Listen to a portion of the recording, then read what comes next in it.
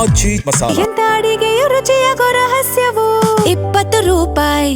Ma'am ಹೇಳಿ. ಇದು ಮುಂಗಾರು ಈ ತರ ಮುನ್ಸೂಚನೆ ಇದ್ರೂ ಕೂಡ ಸಿಎಂ ಅವರು ರೈತರಿಗೆ ಹೇಳ್ತಾರೆ ಬೆಳೆ ಬೆಳೆಯಕ್ಕಾಗಲ್ಲ, ನೀರಿಲ್ಲ ಅನ್ನೋ ಮುನ್ಸೂಚನೆ ಇತ್ತು ಅವರಿಗೆ. ಅವಾಗ್ಲೇ ಅವರು ಸರ್ವಪಕ್ಷ ಸಭೆ ಕರಿಬೇಕು, ಆದೇಶ ಬರೋ ಮೊದಲೇ ಮಾಡ್ಬೋದಾಗಿತ್ತು. ಈಗಾಗಲೇ ಇವರು ಸರ್ ಹೇಳಿದಂಗೆ ಬೆಂಗಳೂರು ನೀರು KRS ಯಾಕೆ ಅಂತ ಹೇಳಿದ್ರೆ, ಬೆಂಗಳೂರಲ್ಲಿ ಮೊದಲು ನಂದಿ ಬೆಟ್ಟದಿಂದ ಕೆಲವು ಇತ್ತು, ನದಿಗಳು ಹರಿತಾ ಇತ್ತು, ನೀರಿನ ಆಗರವೇ ಇಲ್ಲ ಅಥವಾ ಯಾವುದೇ ಹೂಳೆತ್ತುವ ಕಾರ್ಯಕ್ರಮಗಳು ಆಗಿಲ್ಲ.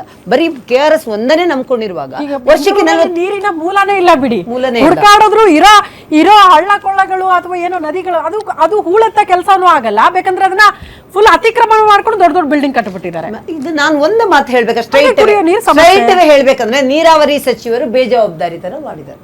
ಅವರಿಗೆ ಇದ್ರ ಬಗ್ಗೆ ಆಸಕ್ತಿ ಇಲ್ವೋ ಅಥವಾ ನಾಲೆಜ್ ಇಲ್ವೋ, ಜವಾಬ್ದಾರಿ ಇಲ್ವೋ ಗೊತ್ತಿಲ್ಲ. ಈಗ DK ಶಿವಕುಮಾರ್ ಅವರು, ಅವ್ರಿಗೆ ಗೊತ್ತಿದೆ, ಅವರು ಮೊದಲು ಈ ನೀರಾವರಿ ಇದನ್ನ ನಿಭಾಯಿಸಿದವರು. ಅವ್ರು ಗೊತ್ತಿದ್ದು ರೈತರಿಗೆ ಕರೆ ಕೊಡ್ತಾರೆ, ನೀವು ಬೆಳೆ ಬೆಳೆಯಕ್ಕೆ ಆಗಲ್ಲ, ಕಷ್ಟ ಆಗುತ್ತೆ ಅಂತ ಹೇಳಿ. ಅವಾಗಲೇ ಅವ್ರು ಯಾಕೆ ಎಚ್ಚೆತ್ಕೊಳ್ಳಿಲ್ಲ?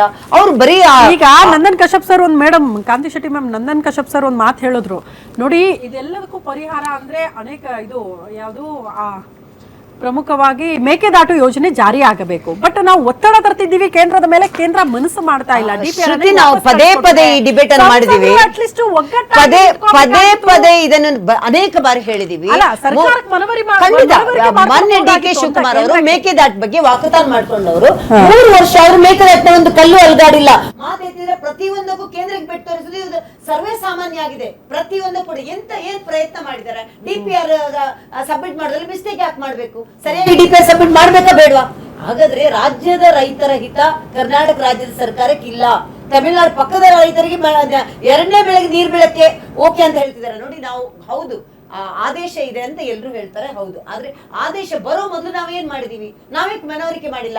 ವರ್ಷಕ್ಕೆ 40 TMC ನೀರು ಬೇಕು ಕುಡಿಯಕ್ಕೆ ಅಂತ ಗೊತ್ತಿದ್ದು ಕೂಡ ರೈತರಿಗೆ ಬೆಳೆ ಬೆಳಿಬೇಡಿ, ನೀರಿಲ್ಲ ಅಂತ ಹೇಳಿದ ಅಂತ ಮಾನ್ಯ CM ಅವರು ಇದನ್ನು ಯಾಕೆ ನೀರಾವರಿ ಸಚಿವರಿಗೆ ಇದ್ರ ಬಗ್ಗೆ ಯಾಕೆ ಗೈಡೆನ್ಸ್ ಮಾಡಿಲ್ಲ? ಅಥವಾ ಇದ್ರ ಬಗ್ಗೆ ತುರ್ತು ಸಭೆ ಯಾಕೆ ಕರೆದಿಲ್ಲ? ಇವರ ಸಂಪುಟ ವಿಸ್ತರಣೆಯಲ್ಲಿ ಬ್ಯುಸಿ ಆಗಿದ್ರು. ಇವರು ಅಧಿಕಾರಕ್ಕೆ ಬಂದು 57-58 ದಿನ ಆದ್ರೂ ಕೂಡ ಇನ್ನ ಸಚಿವ ಸಂಪುಟ ಮಾಡೋದ್ರಲ್ಲೇ, ಖಾತೆ ಇದ್ರಲ್ಲೇ ಬ್ಯುಸಿ ಆಗಿದ್ದಾರೆ, ಆಡಳಿತ ಹಸ್ತಾಂತರದಲ್ಲಿ ಬ್ಯುಸಿ ಆಗಿದ್ದಾರೆ. ರಾಜ್ಯದ ರೈತರ ಬಗ್ಗೆ ಇವರಿಗೆ ಎಲ್ಲಿ ಸಮಯ ಇದೆ? ಇವರಿಗೆ ಎಲ್ಲಾದ್ರೂ ಇದ್ರ ಬಗ್ಗೆ ಡಿಸ್ಕಷನ್ ಮಾಡಿದಾರ? ಈಗ ಎಚ್ಚೆತ್ಕೊಂಡು ಆದೇಶ ಆಗಿದೆ ಬನ್ನಿ, ಎಲ್ರು ಬನ್ನಿ ಅಂತ ಹೇಳಿದ್ರೆ ಕಾಟಾಚಾರ ಕರೀತಾ ಇದಾರೆ. ನಾವು ಆಲ್ರೆಡಿ ಇವತ್ತು ಭಾರತೀಯ ಜನತಾ ಪಾರ್ಟಿ ಕೂಡ ಇಲ್ಲಿ ಪ್ರೊಟೆಸ್ಟ್ ಮಾಡ್ತಾ ಇದೆ. ಪ್ರೊಟೆಸ್ಟ್ ಮಾಡಿದ್ರೆ ಅಲ್ಲಿ ಬಂದು ಬ್ಯಾರಿಕೇಡ್ ಹಾಕ್ತಾರೆ. ಇನ್ನೇನ್ ಮಾಡ್ತಾರೆ? ನಮ್ಗೆ ಹತ್ತಿಕ್ಕೋ ಕೆಲಸ ಮಾಡ್ತಾರೆ, ಬೇರೆ ಏನು ಮಾಡಲ್ಲ. ನೋಡಿ, ಕಾವೇರಿ ವಿಚಾರದಲ್ಲಿ ಇಡೀ ರಾಜ್ಯದ ಸಾರ್ವಜನಿಕರು ಕೂಡ ಕೈ ಜೋಡಿಸ್ತಾರೆ. ಇವರು ನಾವು ಹೇಳೋದು ಮತ್ತೊಮ್ಮೆ ಈ ವಾಹಿನಿ ಮುಖಾಂತರ CM ಅವ್ರಿಗೆ ಕೇಳೋದಷ್ಟೇ, ನೋಡಿ, ನೀವು ಹೋರಾಟ ನೀವು ನಿಂತ್ಕೊಳ್ಳಿ, ನಾವೆಲ್ಲರೂ ಇರ್ತೀವಿ. ಬರೀ ಪಕ್ಷ ಮಾತ್ರ ಅಲ್ಲ, ರಾಜ್ಯದ ಜನರು ಇದ್ರೆ ನಿಮ್ ಜೊತೆ ಇರ್ತಾರೆ. ಯಾಕಂತ ಹೇಳಿದ್ರೆ ಕಾವೇರಿ ನಮ್ಮದು.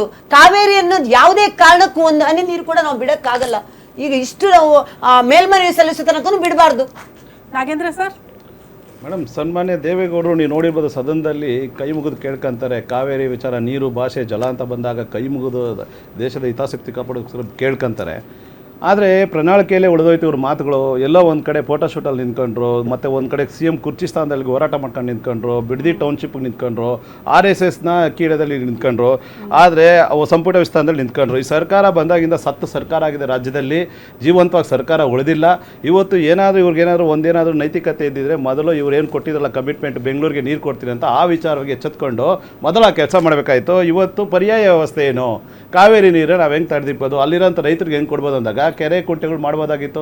ಅಲ್ಲಿರೋಂಥ ಒಂದು ವ್ಯವಸ್ಥೆ ಮಾಡಿ ಕೆರೆ ಕುಂಟೆ ನೀರು ತುಂಬಂತ ಒಂದು ವ್ಯವಸ್ಥೆ ಮಾಡಬೇಕಾಗಿತ್ತು. ಗೊತ್ತು, ಈ ಸಮಸ್ಯೆ ಜ್ವಲಂತ ಸಮಸ್ಯೆ ಕಾಡ್ತಾ ಇರುತ್ತೆ ನಮ್ಮನ್ನು. ಇದು ಪರ್ಯಾಯ ವ್ಯವಸ್ಥೆ ಸಿಗೋವರೆಗೂ ನಾವು ಮಾಡಬೇಕಾದೇನು, ವಾಟರ್ ಸ್ಟೋರೇಜ್ನ ಅಲ್ಲಿಂತ ಸುತ್ತಮುತ್ತ ಇಲ್ಲದಂಥ ಹಳ್ಳಿಗಳಲ್ಲಿ ಕೆರೆ ಕುಂಟೆಗಳಿಗೆ ನೀರು ತುಂಬಿಸಂತ ಪರ್ಯಾಯ ವ್ಯವಸ್ಥೆ ಮಾಡಬೇಕಾಯ್ತು. ಅದು ಕೂಡ ಕೊಡಲ್ಲ. ಒಂದು ಪಂಪ್ ಸೆಟ್ ಹಾಕಿದ್ರೆ ಅವ್ರನ್ನ ಕಳ್ಳ ಅಂತೇಳಿ ಕೇಸ್ ಹಾಕಿ ರೈತರನ್ನ ಕೇಸ್ ಹಾಕಿ FIR ಹಾಕ್ತಾರೆ.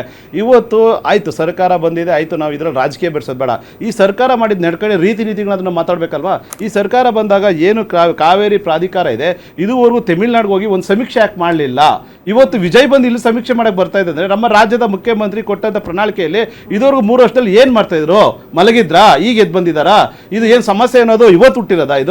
ಇವತ್ತು ನೈಜವತೆ ಓದ್ಬೇಕಾಯ್ತು DK ಶಿವಕುಮಾರ್ ಅವರು. ಮತ್ತು ಇವತ್ತು ನೋಡಿ, ಅವ್ರ ಸಚಿವ ಸಂಪುಟದಲ್ಲಿ ನೀರಾವರಿ ಇಲಾಖೆಗೆ ಸಚಿವ ಸ್ಥಾನನೇ ಬೇಡ ಅಂತಾರೆ, ನಮ್ಗೆ ಬೆಂಗಳೂರೇ ಬೇಕು ಅಂತಾರೆ. ನೀರಾವರಿ ಇಲಾಖೆ ಸಚಿವ ಸ್ಥಾನ ಬೇಡ ಅಂತ ತಿರಸ್ಕಾರ ಮಾಡ್ತಾರೆ. ರಾಮಲಿಂಗ ರೆಡ್ಡಿ ನೋಡಿರ್ಬೋದು, ನಮಗೆ ಅದು ಬೇಡ ರೀ, ಕೈ ಸುತ್ತಾಡಕ್ಕಲ್ಲ, ರಾಜ್ಯ ಸುತ್ತಾಡಕ್ಕಲ್ಲ ಅಂದ್ರು.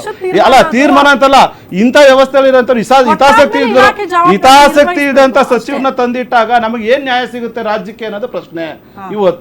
ಇವತ್ತು ಮಾಡಬೇಕಾದ ಕಾರ್ಯಕ್ರಮಗಳನ್ನ ಸರಿಯಾಗಿ ಮಾಡದೆ ಇವ್ರು ಸಚಿವ ಸಂಪುಟಗೋಸ್ಕರ ಡೆಲ್ಲಿಯಲ್ಲಿ ನಿಂತಿದ್ರೆ, ನೀಟ್ ಎಕ್ಸಾಮ್ಗೆ ಲೀಕೇಜ್ ಆಯ್ತು ಅಂದ್ರೆ ಡಿ ಕೆ ಶಿವಕುಮಾರ್ ಡೆಲ್ಲಿಯಲ್ಲಿ ಕೂತ್ಕೊಂಡು ಪ್ರೊಟೆಸ್ಟ್ ಮಾಡ್ತಾರೆ.